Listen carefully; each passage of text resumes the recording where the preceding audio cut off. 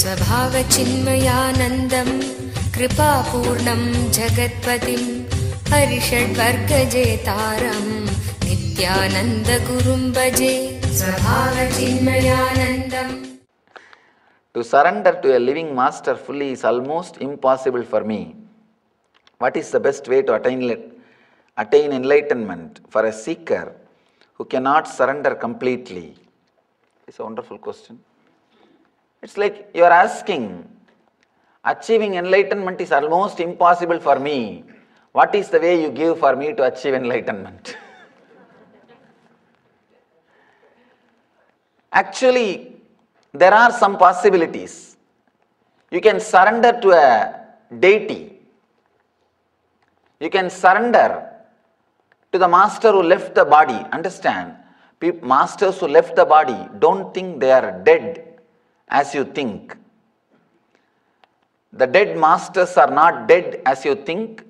Living masters are not alive as you think. Dead masters are not dead as you think. They are still available.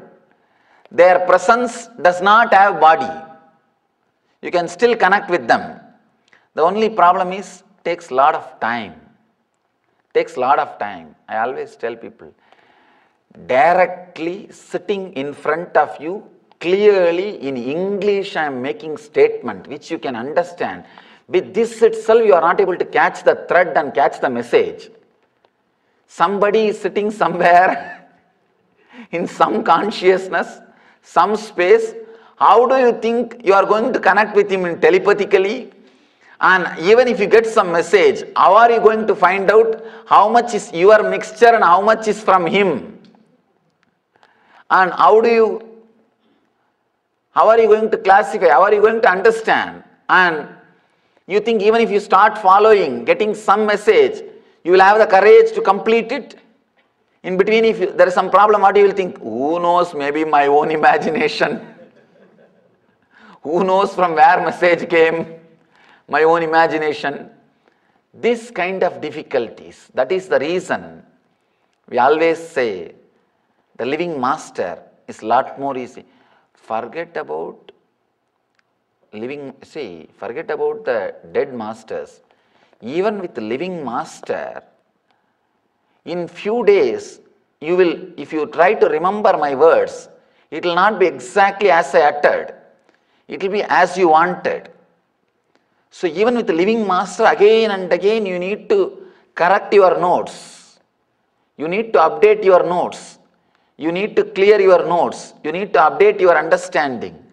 Even with the living master, it becomes such a big task. So what? With the masters who left the body, it becomes too difficult. Of course, that is at least second choice. Living master is the first choice. The second choice is masters who left the body, trying to connect with them. And the third choice, some deity whom you don't even know whether they existed or not. That is the third choice. Of course, last choice, try to connect or surrender to anything, even to a hell or a river or ocean or a small stone.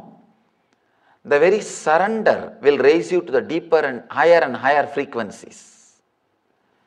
When you say Nama, let the I and mind be relaxed.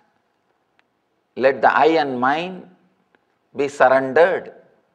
That itself will raise you to the higher states of consciousness, higher frequencies.